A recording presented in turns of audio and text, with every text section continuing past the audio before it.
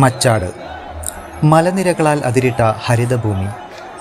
വിശേഷണങ്ങളും പ്രത്യേകതകളും ഏറെയുണ്ടെങ്കിലും മച്ചാട് പുറം ലോകത്ത് അറിയപ്പെടുന്നത് മാമാങ്കത്തിൻ്റെ പേരിലാണ്. അതെ, മച്ചാടെന്ന് കേട്ടാൽ ആദ്യം മനോമുകുരത്തിലെത്തുക മച്ചാട് മാമാങ്കമാണ്. മച്ചാടെന്ന് കേട്ടാലോ ഇരമ്പണം മാമാങ്കം സിരകളിൽ എന്നാണ് മച്ചാട്ടുകാർ പറയുക.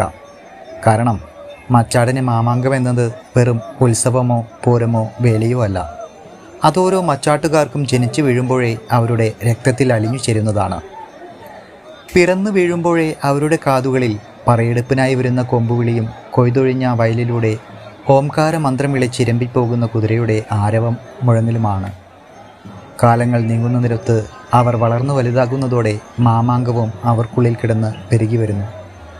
അതുകൊണ്ടാണ് ഓരോ മച്ചാട്ടുകാരും എത്രമാത്രം വളർന്നാലും ഏതൊക്കെ കാടും മേടും കടലും മരുഭൂമിയും കടന്നു പോയാലും ആ മാമാങ്കക്കാലത്ത് ഇവിടേക്ക് അവരുടെ ഈറ്റിലത്തേക്ക് ഓടിയണയുന്നത്.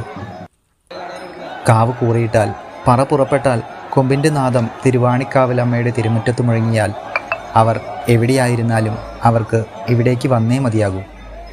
വീട്ടിലോ നാട്ടിലോ കുടുംബത്തിലോ മറ്റേത് വിശേഷങ്ങൾക്ക് വന്നില്ലെങ്കിൽ കൂടിയും അവർക്ക് മാമാങ്കത്തിന് വരാതിരിക്കാൻ കഴിയില്ല.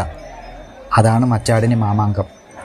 ഓരോ മച്ചാട്ടുകാരുടെയും ശ്വാസ തന്മാത്രകളിൽ പോലും കാണാം മച്ചാട് മാമാങ്കം.